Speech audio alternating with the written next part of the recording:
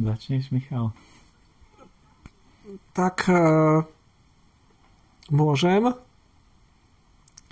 Taký bežný pohľad, alebo taký, môže by sa zdalo, že nejaký vedecký pohľad je taký, že to, čo existuje, je hmota a že vedomie nejakým spôsobom napríklad, že vzniká v tej hmote. Že mozog nejako vytvára vedomie.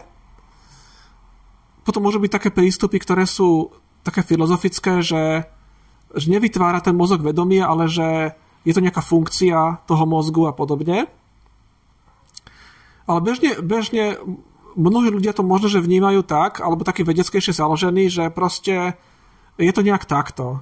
Že buď mozog to vedomie vytvára, alebo je to nejaká funkcia toho mozgu. Podobne ako počítač, keď vie spracovať informácie, a dneska už máme všelijaké umelé inteligencie, tak, že podobne to nejak je aj v našom mozgu. No a taká tá téza toho príjmatu vedomia alebo priority vedomia, to sa môže povedať, že prvotnosť vedomia, tak trochu preložiť do slovenčiny. To samozrejme môže mať veľa podôb. Môžu byť rôzne akoby koncepcie, ktoré ľudia majú rôzne pohľady, ale také základné by možno bolo povedať, že namiesto toho, lebo v tom, čo som povedal doteraz, tá hmota bola taká prvotná, všetko bolo hmotné a to vedomie bolo nejaký aspekt hmoty, prípadne nejak vznikalo druhotne z tej hmoty. A toto by bolo niečo také, kde by to bolo akoby naopak. Že vedomie je tá základná vec a že všetko je v istom zmysle vedomie a že hmota nejakým spôsobom existuje samozrejme, ale je akoby sekundárna, druhotná voči tomu vedomiu. Že v tom vedomí vznikajú vnemy, hmoty, ale tie vnemy sú v skutočnosti tie vnemy, čo mám napríklad vnem tvrdosti, že niečo je tvrdé alebo mäkké, alebo že ma na mňa nejak tlačí. Podobne aj to, že vidím veci, že to je v skutočnosti vlastne vnem a vnem je vlastne súčasťou vedomia a ten vnem nemusí implikovať, že existuje svet v zmysle niečoho, čo by nebolo vo vedomí, ale môže to byť len niečo, čo je súčasťou vedomia tiež. Takže to je také, by som povedal, tak, čo viem povedať, ako taký najzákladnejší nejakú myšlienku toho, čo to ten prímad vedomia by mohol byť. Pokiaľ to dobre chápem, tak vlastne ide o to, že čo ako keby tvorí ontologicky ten základ skutočnosti. Že či tým základom je hmota, hej? Alebo či tým základom je čosi, čo nie je hmotné, napríklad duch, v takom klasické terminológii, napríklad duchovnej, je to duch, myšlienka, Boh, slovo, vedomie. To, čo jednoducho nie je, tak jednoducho pre nás uchopiteľné, v zmysle merateľné a skúmateľné vedecky, čo sa nám zdá na prvý pohľad tvrdé, pevné, čiže hmotné. No tak, na doplnenie.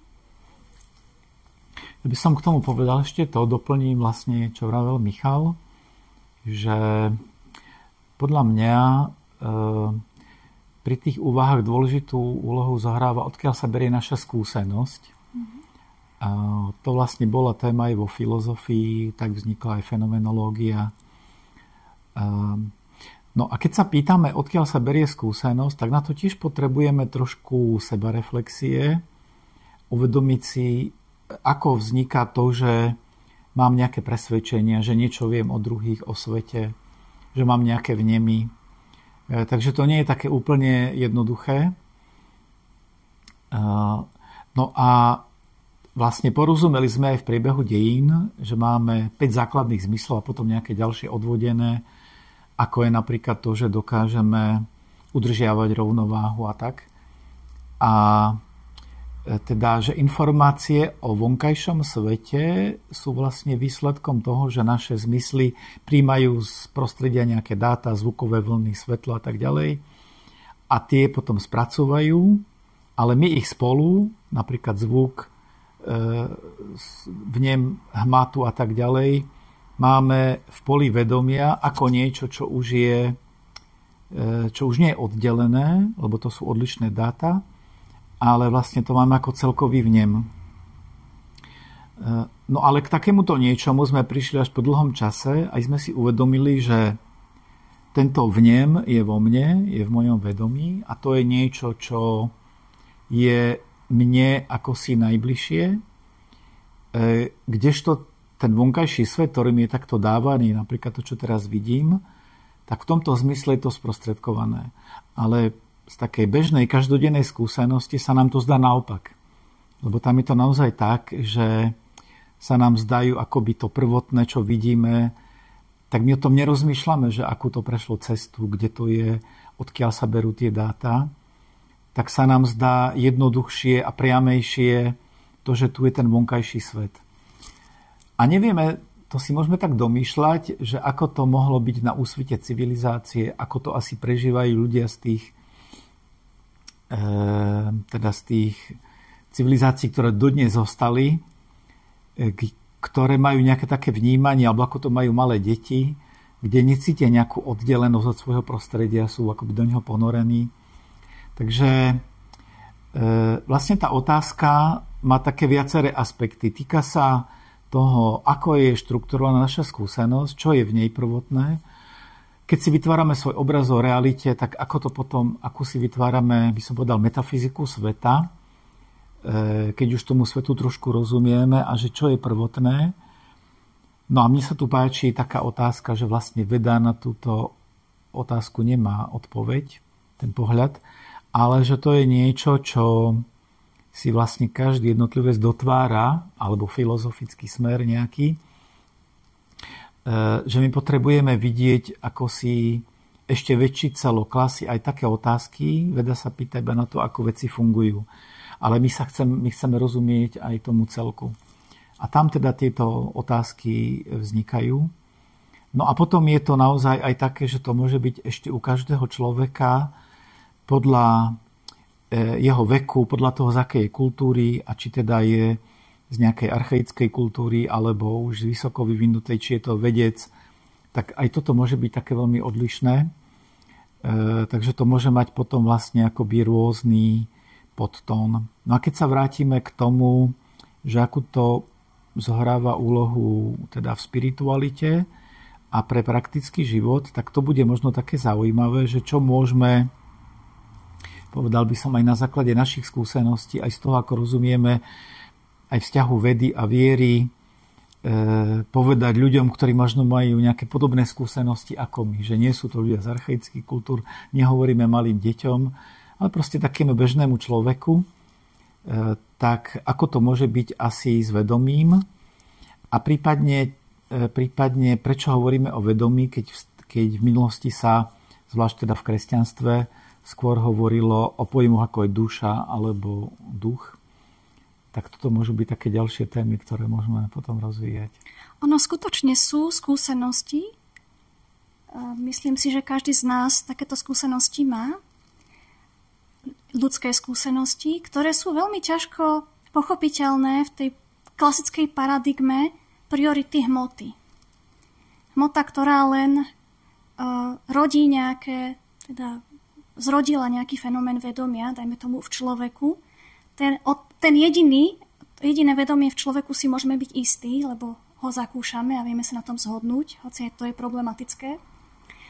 Ale sú tu skúsenosti, aby som už teraz bola taká konkrétna, ktoré by boli jednoduchšie vysvetliteľné a prístupnejšie práve z hľadiska priority vedomia.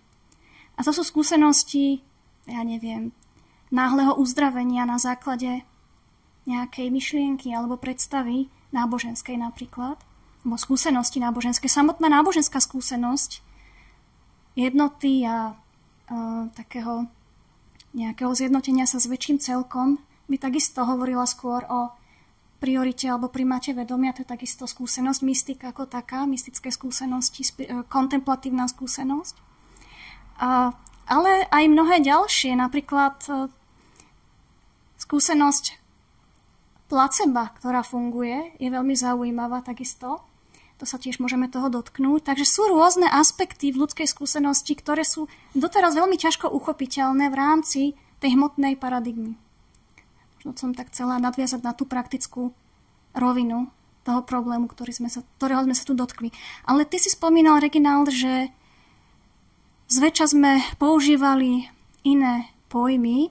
Hovorili sme skôr o duchu. V klasickom kresťanstve alebo teizme Boh je definovaný ako čistý duch, ktorý tvorí slovom, čiže myšlienkou. Nie je tak, že by si zobral nejakú hmotu, alebo teda máme dva spôsoby stvorenia aj v Biblii samotnom. To ale teraz môžeme trošičku odkloniť sa od toho a hovoriť o tom, že duch tvorí nejakou myšlienkou, ideou. Hej? Tvorí a vznikne nejaká forma, ktorá je hmotná, dajme tomu. Čiže máme to aj nejakým spôsobom aj v tradícii.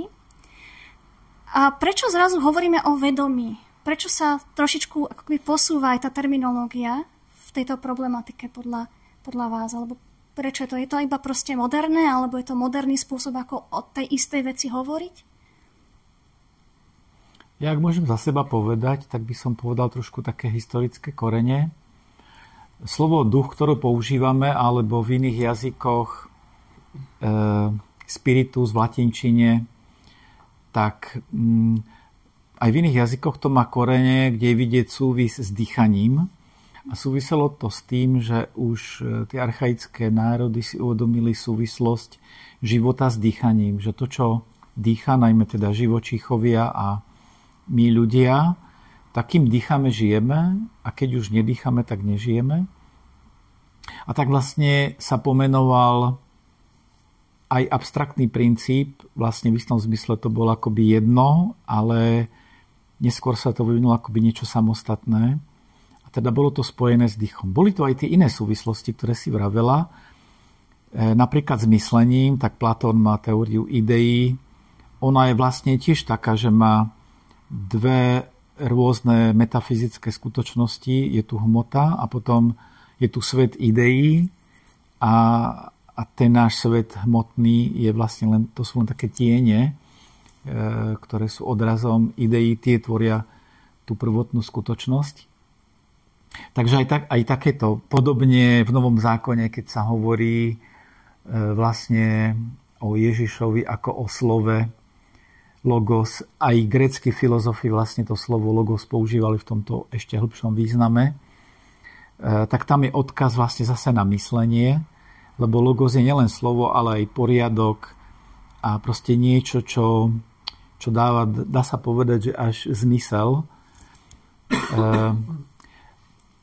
Ale slovo vedomie tiež má staré korene a bolo takto používané zvlášť teda vo východnej filozofii, najmä v Indii, a rozlišovali aj rôzne stupne vedomia a vlastne oni si uvedomili, hoci mali rôzne na to názory, že trebárs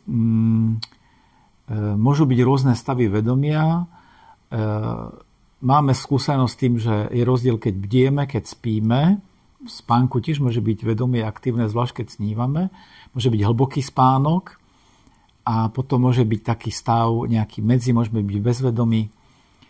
A oni potom hovorili o najhlbšom stave, ktorý je za tým všetkým a z ktorého všetky ostatné vyrastajú, a tak vlastne dali potom náplň aj pojmu Atman, ktorý má byť akoby koreňom všetkých tých stavov vedomia. A z môjho pohľadu ten dnešný záujem vysvitá z toho, že sme sa začali viacej venovať aj filozoficky pojmu vedomie, ale najmä, že vedomie niektorého aspekty vieme skúmať aj vedecky, čo pri tých slovách, ako je duch, vlastne veľmi dosť dobre nevieme. Napríklad dých môžeme skúmať, ale duch je v podstate vyslovene náboženský pojem. Kdežto vedomie je akoby taký pojem, ktorý je tak trochu na hranici, že on môže mať hlboký význam aj teda z hľadiska spirituality, ale môže mať aj hlboký význam z hľadiska vedy. No a tu je také zaujímavé, že sú aspekty, ktoré sú vedecky skúmateľné, napríklad také, že na koľko prvkov sa môže ako vedomie sústrediť v jednej chvíli naraz, ktoré môžeme nejako akoby sledovať. Či už to môže byť počet prvkov, ktoré vnímame. My máme celostný vnem, ale keď sa chceme na niečo sústrediť alebo pomenovať, koľko prvkov tam je, tak sú isté aspekty a tých aspektov takýchto vedecky skúmateľných je viacero. Ale potom je zaujímavé pátrať, a na to potom skôr na to upozorňujú filozofi, že je rozdiel medzi týmito vedecky skúmateľnými aspektami vedomia a nejakými vlastnosťami vedomia a tými, ktoré to prekračujú. Tak o tom sa môžeme tiež trošku baviť, čo nás potom posunie ďalej, že čo je zvlášť taký duchovný. Ale keď chcete k tomuto niečo doplniť, tak budem rád. Ja by som len tak pár vetami, to, čo si ty aj hovoril, že ten pojem duša alebo duch není to používané vo vede, to slovo. Je to naozaj buď z náboženstva alebo z filozofie. A vo vede sa začal používať ten pojem vedomie je bežný dneska už vo vede ako názov nejakého predmetu výskumu. A to je proste, a dajú sa samozrejme skúmať rôzne veci, že kedy človek napríklad je ešte pri vedomí, kedy nie je, napríklad z anesteziologického hľadiska a tak ďalej, čo je významné. Takže je to pojem, ktorý nemá nejaký taký ako keby nevedecký chuť. A je pravda, že dokonca aj vedomie bolo také, že aj to slovo bolo také ešte v minulosti, vo vede také trochu tabu. Že aj vedomie bolo niečo, čo mnohí vedci hovorili, že toto není práve vedecké, že to skúmať nemá zmysel. Ale sa to už zmenilo medzi tým a už je to predmet výskumu, ktorý je akceptovaný. Ale už to vedomie kvôli tomu, možno sa k tomu dostaneme, tak akýsi neuchopiteľnosti toho, čo to vlastne je, bolo aj vo vede brané do určitej miery ako niečo, čo by sme možno ani skúmať nemali. Že môžeme skúmať nejaké, že ako funguje telo, môžeme z behaviorálneho hľadiska skúmať veci, ale toto je vec, ktorá buď sa nedá skúmať, alebo je to moc zmetočné a podobne. Takže to vychádza práve z toho, že tam je určitý akoby problém. Problém v tom, že čo to vlastne je. Hoci je to také blízke, tak veľmi blízke, že sme to možno až my sami, tak na druhej strane je to také blízke, že až nevieme, podobne jak s časom, nevieme povedať pomaly, čo to je. A to je zaujímavé, že prečo to tak je. Áno, je nám to veľmi blízke a máme svoje vlastné skúsenosti s vedomím a máme skúsenosť toho, že vedomie je veľmi tvorivé a že je to naše vedomie, ktorý má ten tvorivý potenciál, ktorý tradične sa pripisuje Bohu, dajme tomu v kresťanskej alebo západnej, ale aj východnej tradícii. Je nejaká tvorivá hra. A sú tu zaujímavé fenomény, ktoré sú s tým spojené. Napríklad si spomínal sen alebo snívanie. A tam veľmi jasne si uvedomujeme, že to naše vedomie, napriek tomu, že naše telo odpočíva, ďalej pracuje a aktívne tvorí nejaké formy a nejaké príbehy. A zároveň už dnes sa vie, že mozog funguje tak, alebo sú dokázané prípady, ako som už nedávno spomínala pri jednej príležitosti. David Eagleman to spomína v tých svojich dokumentoch o mozgu, že pokiaľ človek zostane v úplnej tme, tam to zistili na základe toho, že väzni zostali v úplnej tme, v nejakej kopke, myslím mesiac alebo nejaký dlhý čas, a ten ich mozog začal tvoriť realitu, ktorá bola tak veľmi skutočná, že si tam púšťali šarkanov, videli prírodu okolo seba, jasné nebo, hoci tam bola všade tma. Inými slovami, že bolo neskutočne tvorivé, že potrebovalo tvoriť. A tá otázka je, ktorú mali vo východnej filozofii si ju kládli, ale aj západní niektorí filozofi preberajú túto otázku, že v čom je ako keby rozdiel reality a sna. Ako keby len v stupni reálnosti, že ako my vieme, že toto tiež nie je takýto istý druh tvorby, kedy vedomie tvorí skutočnosť, ktorá je zdanlivo veľmi hmotná, veľmi pevná, ale je vytvorená myslou. Že my nevieme to určiť, nevieme posúdiť, že či či hmota je výtvorom mysle, alebo mysel vytvorila hmotu. A naopak. Tu by som len povedal, že meno Buddha je vlastne skôr titul, ako ten, kto je prebudený a má to ten istý koreň v sanskrte, ako aj v slovenčine alebo v ďalších jazykoch. No a tak, ako sa používa buď osvietenie alebo prebudenie, tak vlastne znamená novú úroveň, že človek v tom čase, keď je bdelý, tak vlastne podľa mnohých duchovných tradícií môže byť buď je síce bdelý, že nespí, ale vlastne v istom zmysle z takého vyššieho hľadiska ako by spal, to môže byť nejaký taký stav, ako si ty opisovala, alebo sa prebudí, že vidí veci nejakým iným, novým spôsobom, tak na to sa potom používa buď osvietenie, alebo prebudenie. No a tu sa môžeme pozrieť na niektoré teda z tých charakteristík, ktoré sú také zvláštne už a ktoré skôr na nich upozorňujú filozofi než vedci. Ja tu poviem niektoré. Toto je síce aj vedecké, že vedomie je sebareflexívne a vlastne na ňom je zaujímavé to, že aj teraz, keď niečo rozprávam, tak vďaka tomu, že mám v sebe poznanie a mám vlastne v sebe jeden priestor, nejaké jednotné pole, ktoré obsahuje prúd toho, čo prežívam.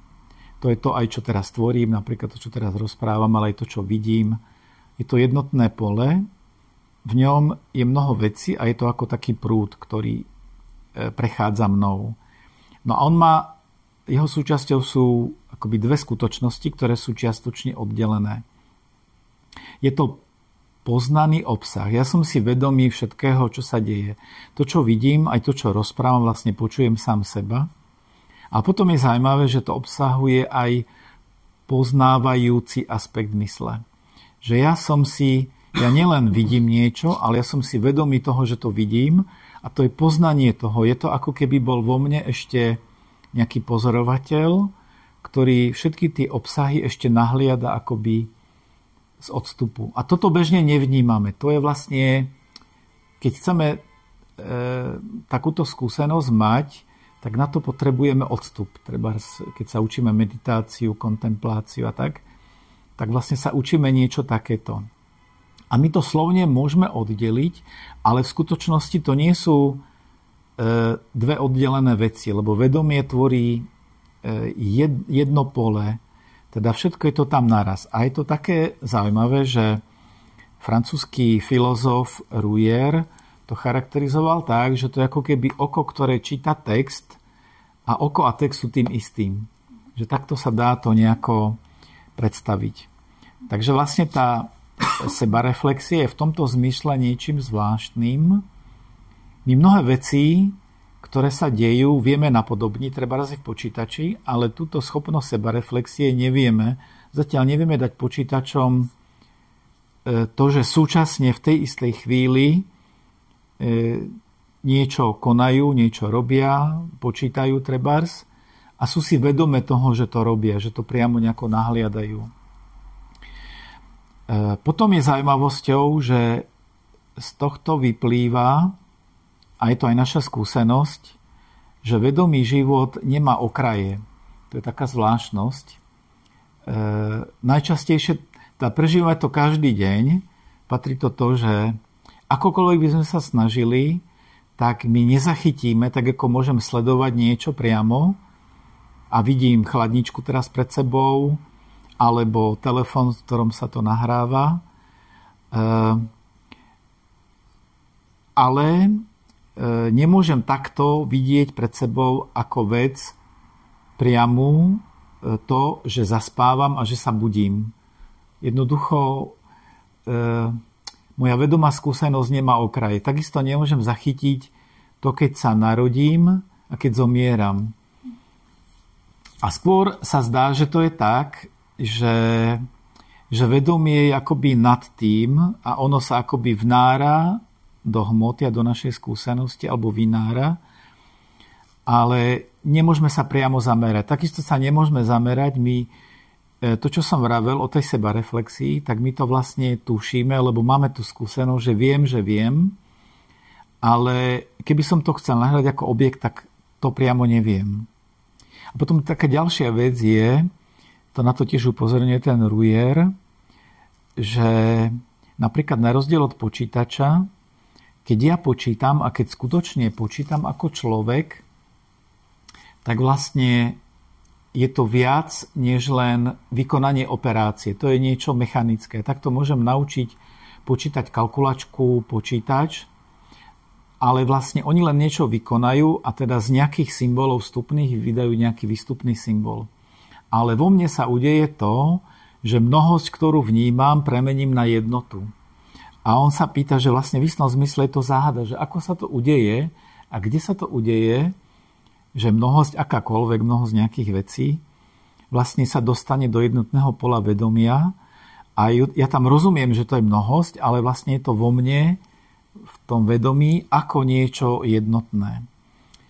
Tak to sú také veľmi zvláštne veci a potom môžeme ešte povedať, že tento poznávajúci aspekt mysle je niečo, čo je vo mne stále nemenné, čo nemá formu, nie je objektom, a čo mi dodáva pocit identity, že vlastne vďaka tomu ja stále som si vedomý toho, čo sa deje a preto mám pocit, že som to ja, kto je akoby v centre toho prúdu mojich vlastne vnútorných stavov, mojich emócií, mojho poznania a tak ďalej. A že toto nie je determinované nejakou žiadnou skúsenosťou. Preto môžeme vlastne povedať, že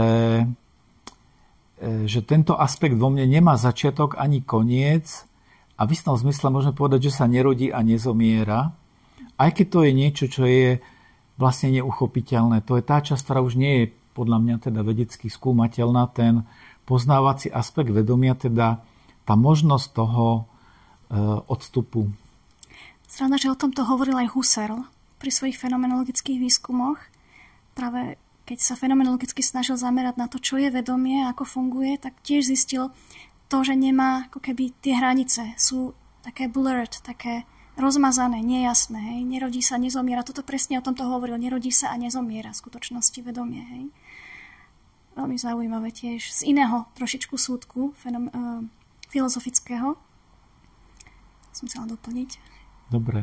A ja by som hneď povedal, to môžete potom skúsiť aj rozvinúť, napríklad, aké to má toto dôsledky, že čo potom znamená meditácia alebo kontemplácia, keď sa takto pozrieme na vedomie.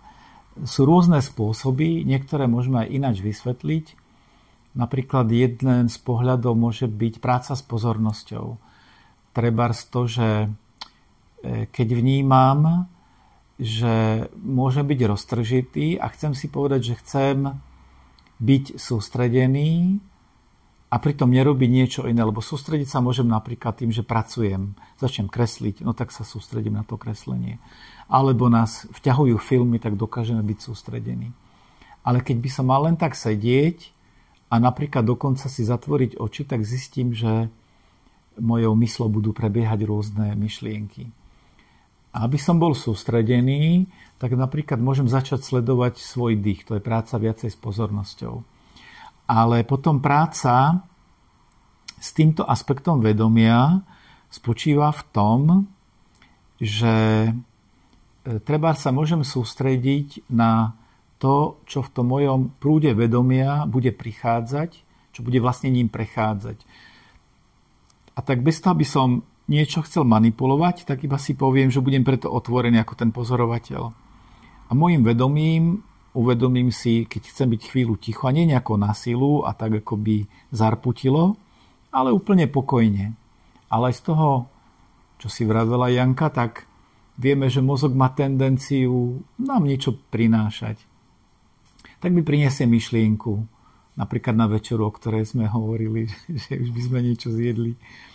No a keď príde tá myšlienka, tak ja ak sa snažím byť v tej pozícii pozorovateľa, tak si všimnem väčšinou tak v nejakej chvíli, že do tej myšlienky som ponorený, že ja vlastne som, ako by som nasadol na ten vlak a sa s ňou veziem, lebo vlastne už ju nejako rozvíjam, už to nejako predstavujem a tak. Ale keď si to uvedomím, tak vlastne vznikne akoby taká možnosť poodstúpiť a že tá myšlienka je vlastne akoby niečo, čo nie som ja a môžem nechať ju odísť. V podstate, keď si to uvedomím, tak ona sama začne odchádzať, lebo ja už sa s ňou nestotožňujem. Ona je dovtedy prítomná, kým ja tam akoby sedím v tom vlaku, ktorý ma vezie.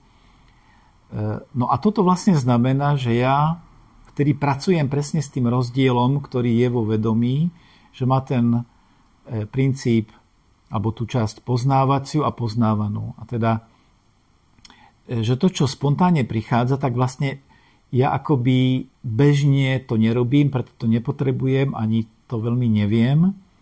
Tak iba to, čo prichádza, tak ma to akoby samo berie. A ja na to nevedomky nasadám. Ale keď sa v tom začnem trénovať, keď porozumiem a sám to zakúsim, že takéto niečo u mne funguje, tak môžem skúsiť začínať tento odstup. Bez toho by som tam bol nejaký nervózny, agresívny, úplne pokojne. No a vlastne keď to trénujem, tak začínam mať od toho prežívania, v ktorom je nejaký druh automatizmu, odstup. A tá otázka, ktorá potom už vlastne akoby otvára ten priestor, že kedy sme v tej sfére teda hmotného sveta, kedy sme v čiste psychologickej oblasti a kedy sme už v oblasti duchovnej, tak tu by som povedal, že je taká, že ja si pritom uvedomujem aj svoje telo. To je tiež silný druh kontemplácie aj relaxácie, napríklad, že keď uvoľňujem svoje svaly, tak dochádza aj k psychickému uvoľneniu. To je práca aj s telom. Na psychickej úrovni to môžem brať len tak, že ja akoby rozumiem, ako funguje automatizmus mojich myšlienok alebo aj emócií, ale duchovná úroveň môže byť zaujímavá a to už sa dostávame aj k interpretácii duchovnej vedomia, že vlastne väčšina tých duchovných tradícií, či to nazýva priamo vedomie alebo nejako inak, môže to byť absolútno duch, nekonečný, Boh, Brahma, Tao, tak vlastne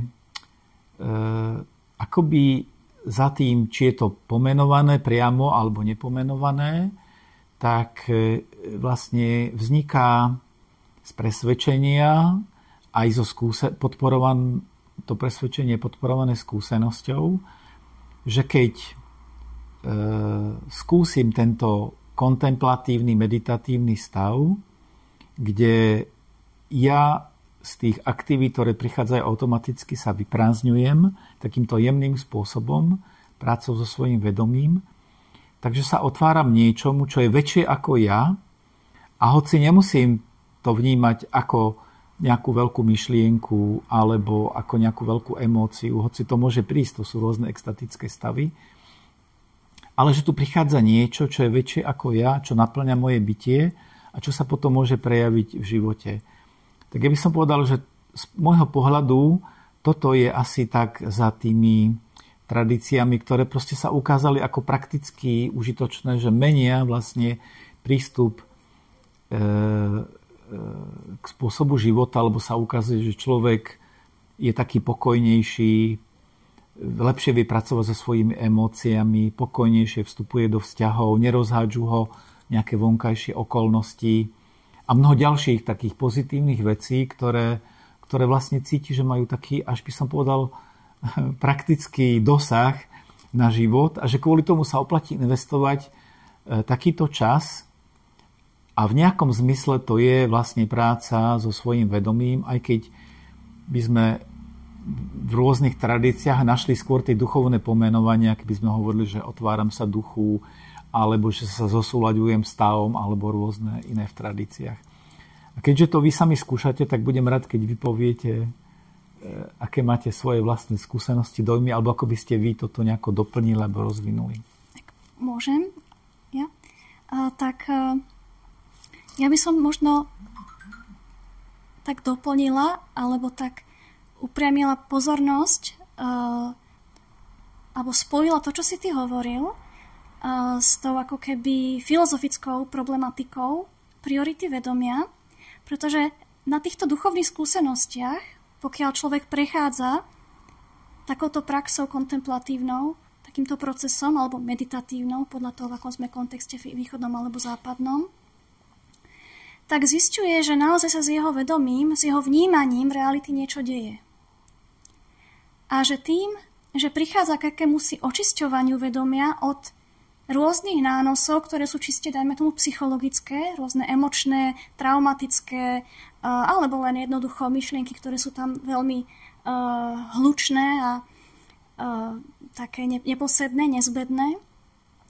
Človek čím viac ako keby očisťuje svoju myseľ, tak naozaj zakúša čosi také, že jeho individuálne vedomie je súčasťou niečoho väčšieho a univerzálnejšieho, že nie je od toho oddelený a že je toho prejavom, manifestáciou, dokonca aj jeho realita okolo neho. A je to veľmi taká univerzálna skúsenosť, nezávisle od náboženského kontextu konkrétneho, ľudí, ktorí v takejto praxi meditatívnej, kontemplatívnej sú. A je veľmi zaujímavé pre mňa to, že s takýmto premeneným alebo premieňajúcim sa, prebúdzajúcim sa vedomím sa mení zároveň aj realita konkrétna, v ktorej ten človek sa nachádza. To je veľmi častá skúsenosť na duchovnej ceste, že tým, že sa niečo premení v našom vedomí, dajme tomu, človek prestane natoľko vnímať strachy a sústredí sa na dobro, pokoj, súcit, pochopenie druhých, lásku, ak chceme, klasickým nejakým termínom našim, západným, tak má to dopad na jeho vonkajšiu realitu, kde sa zároveň začne viac manifestovať to isté. Dobro, pokoj, súcit, pochopenie, menia sa mu vzťahy, zlepšujú sa mu vzťahy. Inými slovami, dá sa povedať, že jeho mentálny vývoj spôsobil premeny na vonkajšej úrovni. A to už je taký veľmi ako keby silný faktor v prospech tej ontológie priority vedomia pre mňa.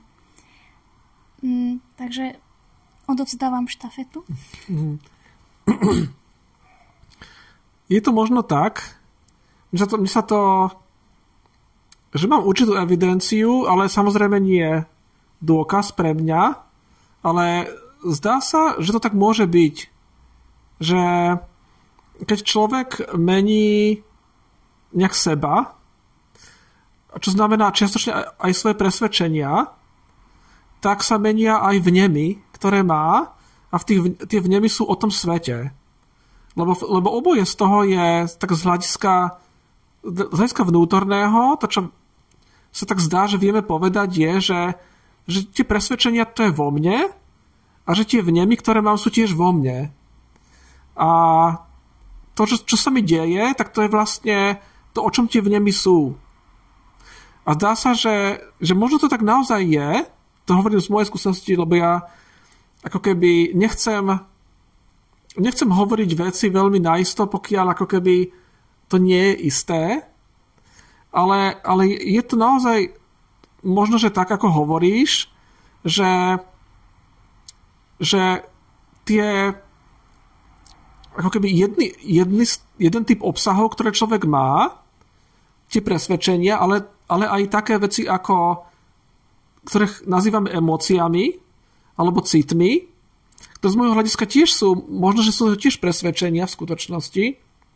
Napríklad ten strach, tak z hľadiska toho môjho pohľadu je možné, že ten strach je vlastne presvedčením o nebezpečenstve. To je taká moja ako keby pracovná hypotéza. A to presvedčenie o nebezpečenstve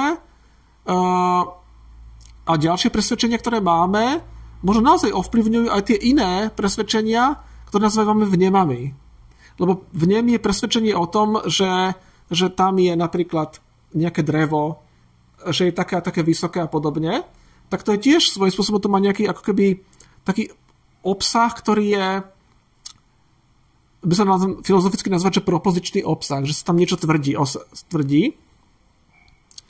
No a v ten sen je taká podľa mňa dobrá analógia, lebo to, čo si hovorila predtým, tak mi naozaj, o tom sú aj filozofické samozrejme debaty, ale aj vo filozofiách iných než západnej, napríklad v Číne, že čo sa týka toho sna, tak my naozaj v tom sne si väčšinou neuvedomujeme, že snívame. Niekedy sa to deje, niekedy sa môžeme uvedomiť, že snívame, ale väčšinou si to neuvedomujeme. A vtedy sa nám zdá, že všetko je jasné a nevidíme rozdiel medzi tým stavom, v ktorom sme a medzi bdením. Až keď sa zobudíme, tak potom si uvedomíme, že ono to nenasledovalo za sebou tak konzistentne, ako sme zvyknutí z toho bdelého života. A keď sa snažíme rozpomenúť napríklad, že na podrobnosti, napríklad izby, v ktorej sme v tom sne boli, tak zrazu nemáme, ako keby, nevieme si presne spomenúť, ako to vyzeralo iba tak veľmi približne, že sme to vedeli napísať do nejakých 5 viet, ale nevedeli by sme nakresliť s detailami tú izbu. Ale zaujímavé je, že keď som toto skúšal, že som si porovnával sen s bdením, som sa snažil spomenúť na to, že čo som vnímal v bdení pred pol minútou, tak tiež som nevedel povedať, nakresliť obraz toho. Že to nebolo od toho snu také iné. Ale máme predstavu teraz, keď bdieme a veríme, že to tak je, máme predstavu, že toto je také konzistentnejšie. Že čo sa mi deje, má určité zákony, ktoré, keď si spomíname na sen, tak tam tie zákony nevidíme. Hoci tie zákony, o nich usudzujeme na základe pamäti, ktorá, kebyže je mylná, tak tiež v skutočnosti to není pravda, že to taký zákon malo. No a toto je zaujímavé, že je to aj filozoficky zaujímavé, samozrejme, na premýšľanie, ale aj to môže ísť trochu hlbšie, keď človek sa spýta, že či naozaj teraz vnímam všetko tak, jak to je. Čo v skutočnosti ako keby nemôžeme úprimne si byť istí, že to tak je. A v tom sne ešte jednu vec takú zaujímavú pre mňa by som povedal, že ja napríklad môžem byť človek, ktorý má strach napríklad z vojny. Hej? A teraz v tom sne sa stane to, že mi sa bude snívať o vojne a teraz, že som v nejakých zákopoch alebo na mňa dopadajú bomby a sa snažím niekde skryť v metre, dajme tomu, vymyslím si. A čo sa stalo? Zdá sa, že sa stala taká vec, že ten moje presvedčenie o tom, že vojna je nebezpečná, že mi tam hrozí újma a že sa mi to môže stať, sa v tom sne prejavilo ako presvedčenie o tom, že práve teraz je vojna. Práve teraz som v nejakom meste, napríklad v Bratislave, práve teraz utekám, snažím sa skryť pred bombardovaním, ktoré prebieha, hľadám si miesto v podzemí, napríklad niekde v nejakom podchode. A ako keby že to také abstraktné presvedčenie, abstraktnejšie o tom, že ja sa bojím vojny, že vojna je nebezpečná pre mňa, sa prejavilo v nejakých iných presvedčeniach, takých konkrétnejších, o tom, čo sa mi deje, že sa idem v tom meste skryť a podobne. A teraz, keď to poviem trošku inými slovami, tak menej presne, tak sa ako keby ten strach manifestoval v nejakých takých vnemoch. Ja neviem v tom sne, že tie vnemy nie sú že tie vnemy nie sú vnemami o niečom mimo mňa. Ja si myslím, že sú. A otázka potom je taká pre mňa zaujímavá, že mám taký pohľad na realitu celkovú, že ak v našej realite sa to tak deje, že tie moje strachy, ktoré mám, sa v skutočnosti prejavujú aj tu v tých vnemoch, v presvedčeniach, ktoré nazývame vnemami. A otázka je, že či to tak naozaj nie je. Na takej najhlbšej úrovni, alebo hlbšej úrovni, či si ja tým, že aké mám v sebe emócie, strach, hnev, frustráciu, nenávisť, alebo naopak niečo pozitívne, pokoj, lásku a tak ďalej, že či si ja v skutočnosti aj teraz netvorím nejak tú realitu takým nevedomým spôsobom, podobne ako v tom sne, ale neviem o tom.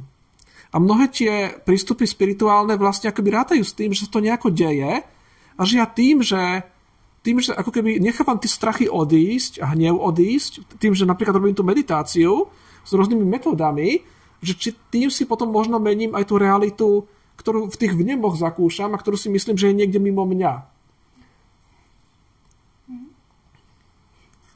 Ja len doplním, sa mi tak páčilo, čo si hovoril. Si spomínal, že niekedy máme také sny, že už cítime, že už tam je trošku vedomia, že viem, že snívam. Je tam vedomie o tom, že snívam. A niektorí tí duchovní autori hovoria, a tedy si blízko prebudenia. A niektorí duchovní autori hovoria práve o tom, že keď už vieme o tom, že snívame, sme blízko prebudenia v tom duchovnom zmysle slova. Inými slovami, to sa deje v meditácii, v kontemplácii, keď ja viem, že tie moje rôzne mentálne obsahy, strachy, negatívne emócie, bolesti rôzne, ktoré v sebe nosím, že nie sú mnou, ja sa disidentifikujem, pretože ja viem a zakúšam, že som čímsi väčším a čímsi esenciálne veľmi pozitívnym v skutočnosti, keď ja sa dokážem od nich odpútať a dokážem ich pustiť v meditácii, lebo oni sa rozplývajú, ako keby oni sa vyparujú počas... To je veľmi terapeutická prax v skutočnosti, na ktorú ešte psychológia, pomaly na to prichádza aj psychológia, už sa meditácie využívajú v psychológii pri rôznych liečbách traum a takýchto vecí, ale pomaličky to prichádza. Inými slovami, človek si uvedomuje, že v istom zmysle tie moje hrôzy, ktoré v sebe nachádzam, nie sú mnou, a vníma ich ako sen. A už vtedy, keď to vie, to vedomie, ten pozorovateľ, alebo teda to vedomie, ty si to nazval ešte inak, to ten poznávací aspekt vedomia, to je už ako keby ten moment pred prebudením, dokonca aj v tom duchovnom zmysle, hej, precitnutím, o ktorom hovoria prebudenie, obrátenie v našej tradícii sa používa, tá metanoia. Metanoia. Takže som len chcela doplniť možno. Dobre.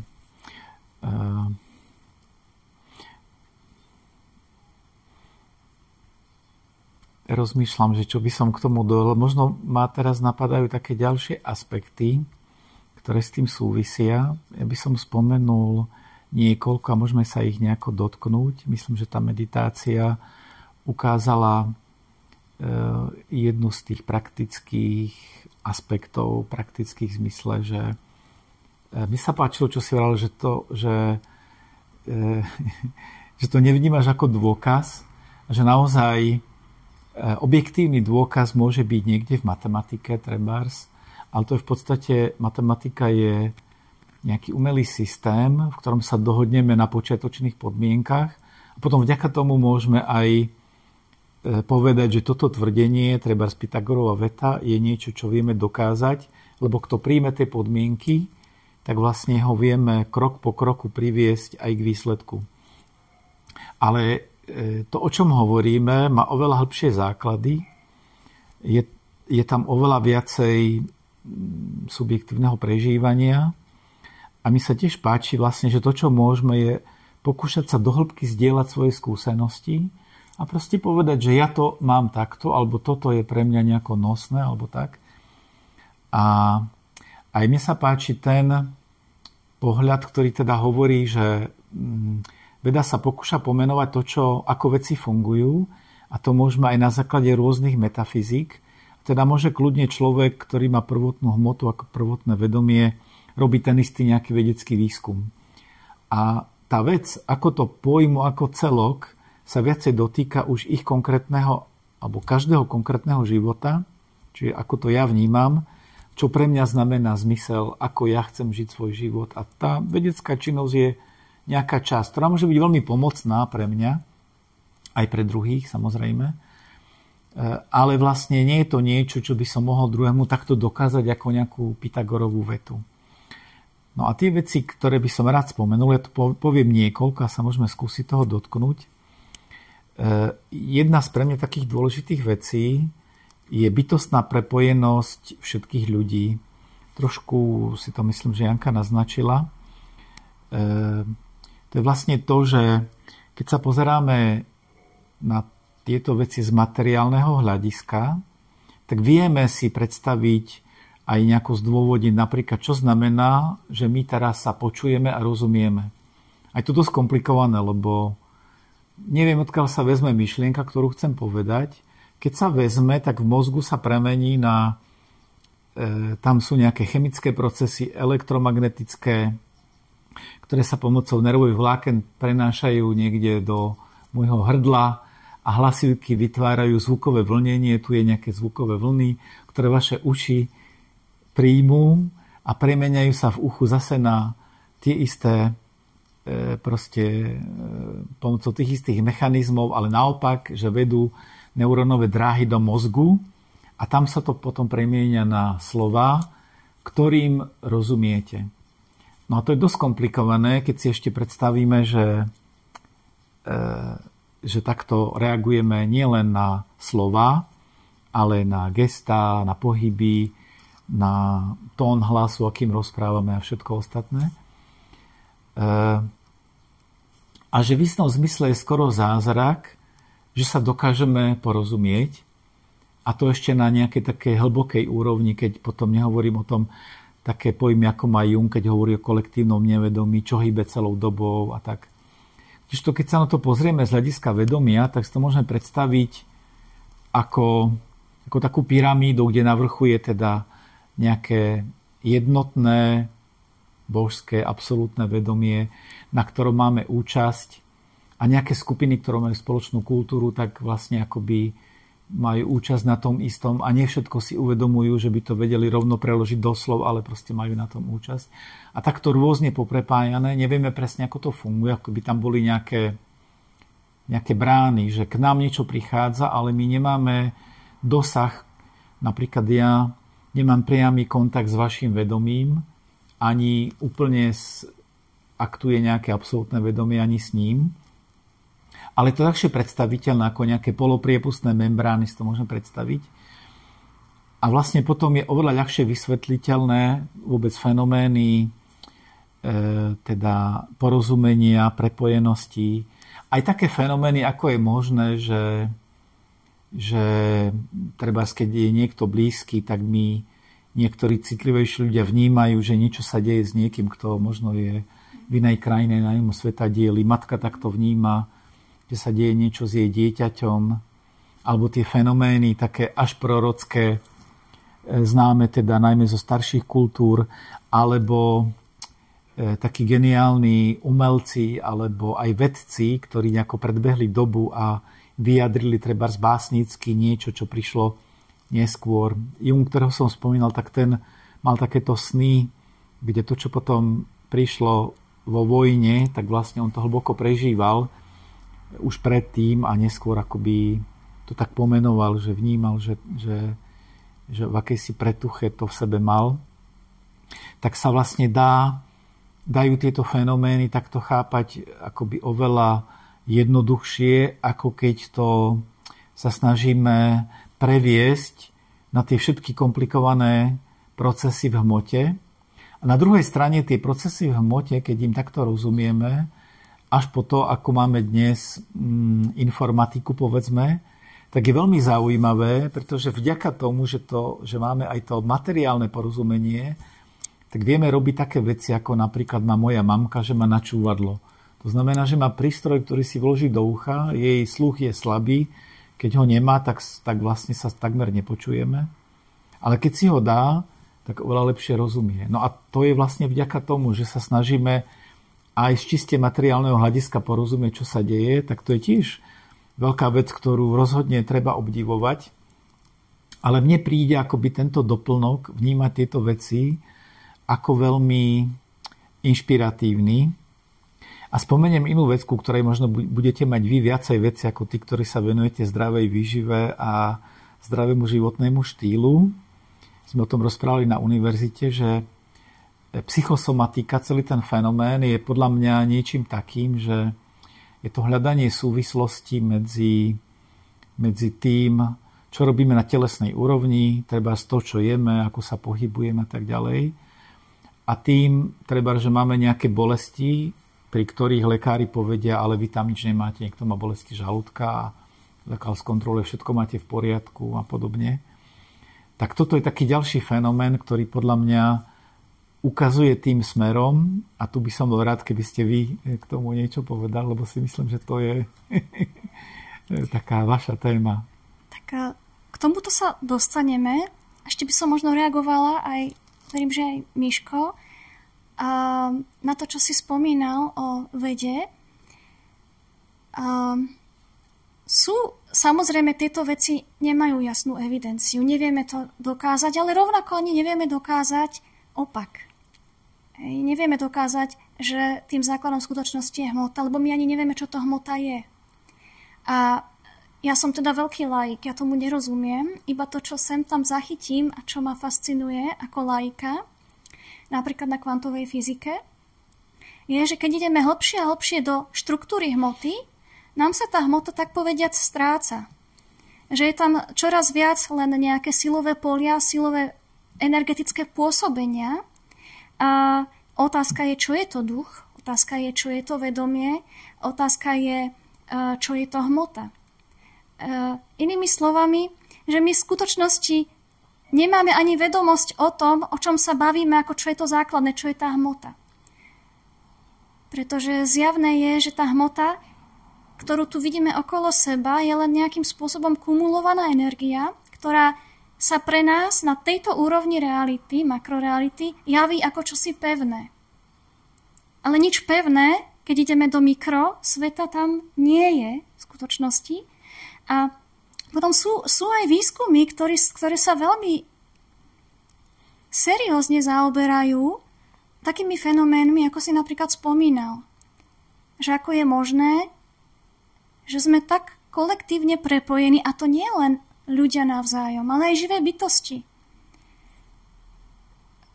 Sú také zážitky, mystické zážitky, že ľudia majú pocit jednoty s prírodou, s tým, čo je, so všetkým. Teilhard de Chardin bol známy tým, že vnímal veľmi silný pocit jednoty s hmotou, s kameňmi, aj s neživou prírodou. A vnímal vďaka tomu zážitku, už nevedel tú hmotu vnímať ako čosi neživé, ale ako manifestáciu opäť toho istého. Božského alebo univerzálneho vedomia, akokoľvek to nazveme. A sú veci, ktoré veľmi tak legitímne, detailne, precízne sa snažia postaviť aj voči takýmto fenoménom, ako napríklad, že na jednej strane sveta, na druhej strane sveta sa ľudia intuitívne vnímajú, keď sa niečo deje. Napríklad Dean Radin, ale to môžeš kľudne niečo k tomuto povedať ty, hoď len pár slov. To je veľmi zaujímavé, že sú veci, ktorí sa naozaj snažia tieto veci už skúmať spôsobom, ktorý je závažne, alebo má svoju závažnosť, má relevanciu aj vo vedeckom svete.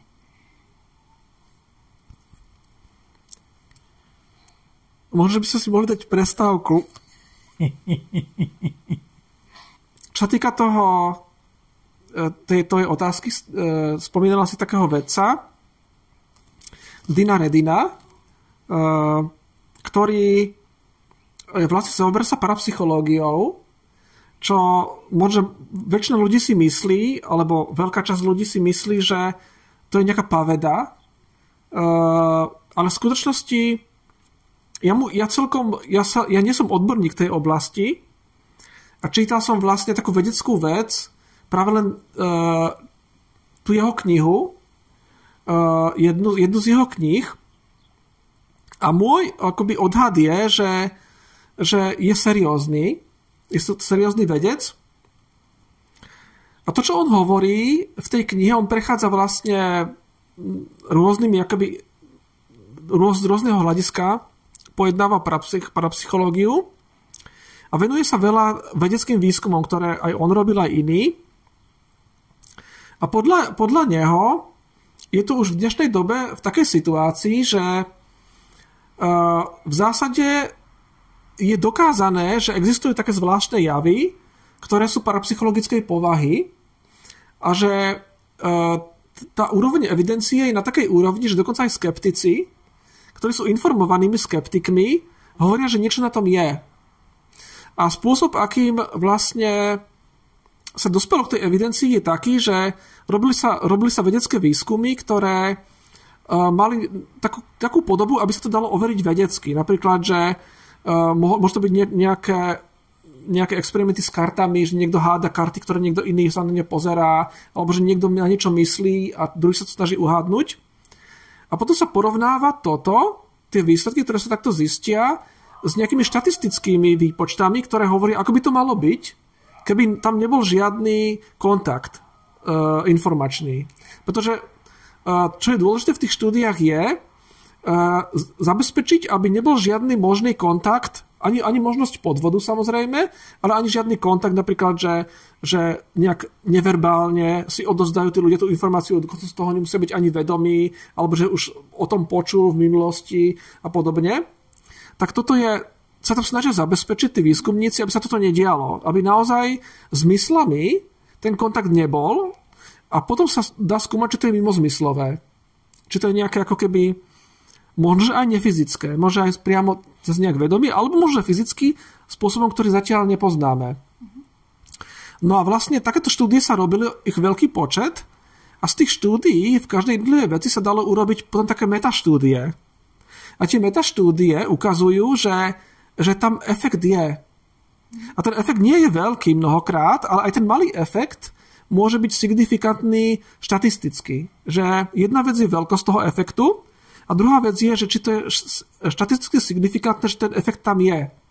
A napriek tomu, že je malý, že uhádneme, že mali by sme uhádnuť, dajme tomu 50% tých kariet a uhádneme 51%, tak keď to 1% navyše je štatisticky signifikantné, tak v skutočnosti je to rovnako, ako keby máme rovnako dobrú evidenciu, ako napríklad o Higgsovom bozóne, alebo o niečom inom, ako to je rovnaká úroveň istoty. A toto tam podľa neho už je v dnešnej dobe, čo sa ako keby, že väčšina ľudí nevie, že veda, ktorá s tým zaoberá, hovorí toto, ale podľa neho to naozaj už je dokázané. Len toto je taký špecifický problém, že keď dojde na niečo, napríklad biológia, napríklad, že v biológii a v medicíne prídeme na to, že keď mám ulceróznu kolitídu, tak vtedy niektoré cytokíny sú zastúpené viacej a tie cytokíny produkujú tieto bunky a to ďalej spôsobí toto, tak to je niečo, proti čomu nikto nič moc nemá a keď tam je ako keby dobrá evidencia, tak není problém každému, kto není odborník, prijať to. Ale keď sa povie niečo také, že existuje mimozmyslové vnímanie, tak to je oveľa problematickejšie prijať pre niekoho, kto nie je odborníkov v tej oblasti. Lebo toto narúša takúto našu základnú paradigmu. To, že nejaké cytokíny sú zvýšené v ulceróznej kolitíde, to paradigmu nenarúša. Alebo že nejaké bunky tam hrajú rolu, že práve tieto lymfocyty a tak ďalej hrajú rolu. Ale to, že by som mohol sa dozvedieť niečo dopredu a nemám zmyslovo, neviem to vypočítať na základe informácií, ktoré mám, alebo mám informáciu o niekom na druhom kontinente, ale zmyslovo sa nedá vysvetliť, že odkiaľ ju mám, tak to narúša takú základnú paradigmu, určitú, ktorú mnoho ľudí má a preto je to jeden z dôvodov toho akého odporu voči tomu, alebo skepsy voči tomu, ale podľa toho, čo hovorí ten Dean Radin, tento vedec, to vlastne už dokázané je a to sú práve také javy, ako spomínal Reginald, že ja môžem mať informáciu o niekom vzdialenom, alebo môžem akoby mať informáciu o budúcnosti, ktorú by som nemal mať, či už by sa mi to snívalo, alebo mám nejakú myšlienku, že toto sú všetko javy, ktoré naozaj nastávajú. Je to reálne, hoci nie je to akoby silný efekt, že nestáva sa to často. Možno doplniť taký malý jav, ktorý si mi spomínal ty, čo bolo veľmi zaujímavé pre mňa, že ten Dean Radin mal sám taký zážitok, že išiel autom, keď sa mýlim v nejakých drobných okolnostiach, tak prepáč, ale takto si to pamätám, išiel autom a bezdôvodne zastal. Jeho noha bezdôvodne stúpila na plyn na križovatke, keď mohol ísť. Mal tuším zelenú. A tým, že zastal, zabránil veľmi vážnej zrážke niekto, kto tam išiel nedisciplinovane z druhej strany. Ako keby bol napojený na čosi vyššie, lebo on nemohol vedieť ani vidieť, on mohol len dôverovať proste zelenej a križovatke. Ale niečo v ňom vopred urobilo ten krok, bez toho, aby on sám to nejako reguloval, proste zastal. Ako bol napojený na čosi vyššie. Toto tak spomínal, to si mi spomínal, že on to spomínal. Ako jednu z tých zvláštnych fenoménov. Bol tam taký prípad a na to sa dá trošičku tak ilustrovať, že v čom by to mohlo byť a kedy by to bolo ako keby už tú paradigmu, tá paradigma taká že mnoho vedcov, môj odhad je, že má takú paradigmu, ako som spomínal na začiatku, že primárna je hmota a to vedomie je niečo, čo vystáva nejak v tej hmote, alebo to funkcia hmoty. A to, čo narúša tú paradigmu, je potom ako keby také problematické, je to ťažké prijať, keď nemáme dobrú evidenciu a môžeme mať k tomu aj nejaký odpor. V tomto prípade, keby to bolo napríklad tak, že nejak podvedome vnímal, že v kútiku oka, že tam v skutočnosti sa niečo pohybuje. Alebo keby niečo počul a vyhodnotil to jeho mozog tak, že áno, je to nebezpečenstvo, ale nebol to na vedomej úrovni, to sa dá normálne vysvetliť tej paradigme, ktorú máme. Ale keby to takto nebolo, a nie je tam ani žiadny iný spôsob, ako to vysvetliť, v tejto práve narúša tú paradigmu a potom vzniká otázka, či naozaj jedno z riešení môže byť práve ten primát vedomia. A tie experimenty sú celkovo robené tak, aby sa toto práve vylúčilo. Aby tam nemohol byť ani cez elektromagnetizmus nejaký kontakt, lebo to bolo fyzické, ani cez zvukové vlny samozrejme, ani cez nejaké posílanie správ a podobne. Čiže snažia sa práve toto, aby to bolo práve niečo, čo je mimozmyslové. No a to, čo spomínal Reginald, v nejakej forme to, že by to vedomie bolo aj zároveň nejaké jednotné pre nás všetkých, to by mohlo vysvetliť to, že samozrejme nie je to nejaká presná teória, je to len tak ako keby, že hypotéza vyjadrená nejakej bežnej reči, tak ako keby pracovná hypotéza, tak to by mohlo vysvetliť to, že ak sme naozaj jedno na nejakej úrovni, možno hlbšej, tak potom by sa dalo vysvetliť to, že prečo ja mám informáciu o niekom, kto je na druhom kontinente. Ak sme prepojení niekde hlbšie, tak tadiaľ mohla tá informácia v skutočnosti ku mne prejsť. S časom to je potom také problematickejšie. To už není len prepojenosť ako keby teraz v prítomnosti, ale potom otázka, že ako sa deje tamto. Takže to je všetko také v tomto smere zaujímavé. By som možno doplnila jednu vec, ktorá s tou jednotou tak súvisí. Viaceré duchovné texty alebo duchovné učenia hovoria o jednej také zvláštnej axióme alebo zvláštnej zásade, ktorá v duchovnom živote platí a tá hovorí, že všetko, čo dávam, dostávam. Všetko, čo robím druhému, dostávam sám. Inými slovami, ak dávam odpustenie, žijem v odpustení. A toto je naozaj vysvetliteľné, lebo skúsenosť inak taká je. Keď človek trošku poznáva sám seba v duchovnej skúsenosti, v duchovnom raste a nejakom takom hlbšom seba poznávaní, tak zisťuje, že toto naozaj platí. Že realita zrkadlí, aj tí druhí ľudia zrkadlia jeho samého. A toto je naozaj vysvetliteľné len na základe toho, že nejakým spôsobom sme spojení na základe čohosi hlbšieho, čo nás všetkých preniká. Ja mám jednu vec ešte, neviem, či nie na záver, potom to môžete nejako ukončiť, ktorá prepája ešte tieto dve veci, ktoré ste vraveli, a to je aj taký strach niečo prijať, že čo v nás je tým, že máme tendenciu prijímať, povedal by som, nejakú paradigmu, ktorá je taká všeobecná, v ktorej sme vyrástli. A potom také tie duchovné skúsenosti, ktoré ukazujú, že my sa môžeme nejako dozrievať a trebárs dávať tak, aby sa nám vracalo niečo, čo bude pre nás, by som povedal, lepšie nielen aktuálne, lebo to by sa mohol parazitovať na druhých, tak to je také akoby efektívne tu a teraz. Ale z dlhodobého hľadiska je lepšie tak vychádzať s druhými, aby vlastne nakoniec aj oni sa mali dobre a že aj mne s tým bude dobre.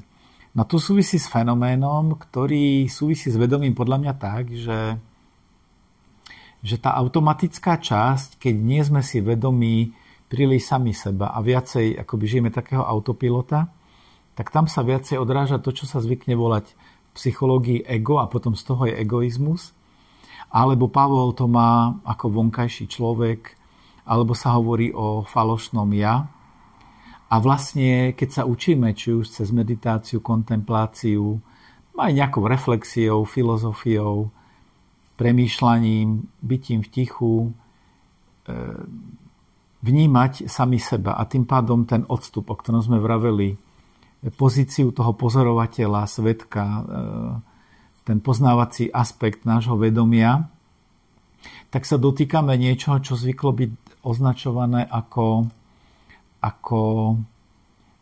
teda pravé ja, hlboké ja, self a rôznymi inými spôsobmi. No a s týmito fenoménmi to vlastne závisí, ešte poviem jednu vec, ktorá je takou zvláštnosťou, ktorú uvádzajú autori pri vedomí, ako paradoxie vedomia, a to je paradox dobrého herca. A ten spočíva v tom, že dobrý herec by popri tom, že hrá nejakú postavu, tak mal by si byť dobre vedomý aj toho, že on je sám sebou. No a vlastne v ňom sa tie role zdvojujú, že on je sám sebou, vie kto je, ale hrá nejakú postavu, ja neviem, Shakespeareovi, tak hrá nejakú drámu a tam musí aj nejaké emócie prežívať. Tak. A čím je lepší herec, tak tým lepšie to dokáže a vlastne v ňom akoby dochádza k nejakému zdvojeniu, ktoré nakoniec sa má vo vedomí spojiť. A viacerí duchovní autori, tu trošku možno budem aj citovať, tak z toho, lebo toto sa dá asi aj na psychologickej úrovni rôzne vysvetľovať a v istom zmysle to taká aj rutina, že dobrým hercom sa asi zrejme potrebuje človek talent ako na dobrého hudobníka, ale keď bude dlho trénovať, tak sa ním nejako môže stať. A teraz ten taký duchovný aspekt je chápaný takto, že my vlastne aj sami seba hráme a začíname postupne tušiť a objavujeme, že v sebe nosíme niečo alebo niekoho oveľa väčšieho, než sme my sami. A otvárame sa tomu, aby sme tomu väčšiemu dovolili, aby ono hralo nás. No a to je to, čo by sa mohlo označiť ako, povedzme v kresťanstve by to bolo, že plniť nie svoju vôľu, ale Božiu vôľu, ako je to v Getsemanskej záhrade, keď Ježiš povedal, že nie moja vôľa, ale tvoja vôľa nech sa splní. Tak to vlastne znamená, keby v ňom boli dve možnosti, dve vôle, jedna nejaká nižšia, druhá vyššia. A tak sa zdá, že povedzme pri tom odpúšťaní, že to je niečo podobné a že vlastne pri meditácii sa deje to, že ja nechávam tie svoje automatické tendencie odchádzať a sa otváram niečomu väčšiemu. Sufijský mystik Hafiz to vyjadril takto: bol som skrytým pokladom a túžil som sa stať známym. A že cez naše konečné telá a mysle, vedomie, to nejaké nekonečné vedomie, bravúrne hrá strhujúce príbehy o hľadaní a nachádzaní lásky, zmyslu, krásy a šťastia. No a tak to je také poetické vyjadrenie toho, čo ukazuje, že ale toto je niečo náročné.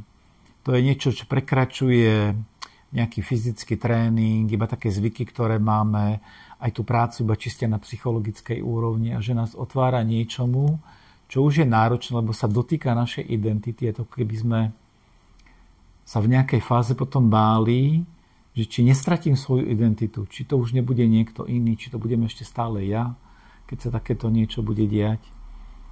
No a tak to je takéto dobrodružstvo, keď tak vnímame tie všetky roviny od tej teda telesnej a hmotnej cez psychickú až po tú duchovnú. Tak toto zo svojej strany skôr robím ako reakciu na tie podnety a ako niečo, čo pre mňa možno je takou inšpiráciou aj povzbudením, že predsa len že to dobrodružstvo je z môjho pohľadu také lákavé z tých skúseností, ktoré mám ako niečo, čo podľa mňa sa oplatí, ale čo si myslím, že nemám žiadne nejaké argumenty, ktoré by som teraz nejako ľahko kohokoľvek o tom presvedčil.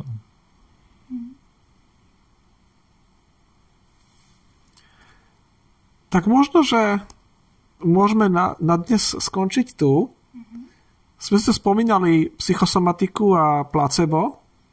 Sú veľmi zaujímavé javy. Teda placebo je veľmi zaujímavý jav, psychosomatika je súbor nejakých javov. tomu sa môžeme venovať na budúce s Reginaldom, ktorý súhlasil. Rovnako ako jeho obľúbenému filozofovi Kastrupovi, Bernard Kastrup. A na teraz to možno stačilo. A všetkých sme už unavili asi dostatočne. A ďakujeme za pozornosť a tešíme sa zase na budúce. Tešíme sa na budúce a možno, že bude nejaké na túto tému vedomia, možno robíme nejaké videjko len ja s Jankou, keďže Reginald býva ďalej a nejaké potom ďalšie s Reginaldom, takže na to sa môžete možno tešiť, ak sa to stane. Áno, a ešte som chcela doplniť, že ak by boli nejaké otázky na túto tému, ktoré vám nejako nedajú spávať, tak môžete nám ich napísať, nejako nás kontaktovať a môžeme ich skúsiť takto tiež prerozprávať spoločne. A keď vlastne budú nejaké otázky, tak sa dajú vlastne poslať a vlastne kdokoľvek z nás potom môže povedať, že nevie. Áno. A ja za seba ešte môžem povedať, že to, o čom sme kedysi snívali, tak Janka s Michalom začali robiť. No ale ak by ste veľmi chceli a cítite, že by to bolo pre vás užitočné, tak ich kľudne môžete aj podporiť. Ďakujeme, Reginald. Sme nečakali takúto. Ďakujeme. To býva dnes bežná súčasť podcastov a myslím, že to je dobrá vec. Sme sa dohodli a robím sa teraz, že som prekvapená. Sme to robili tak chytro, že sme si pozvali Reginalda, aby to povedal on. Tak ideme jesť? Áno. Sme hladní, naše vedomie necháme v pozadí a ideme. Áno. Tak všetko dobré.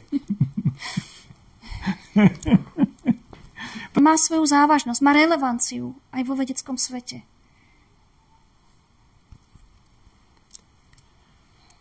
Možno by sme si mohli dať prestávku. Lebo ináč už ubehlo, to sa dá vystrihnúť potom. Už ubehlo v skutočnosti v podstate skoro hodina. Tak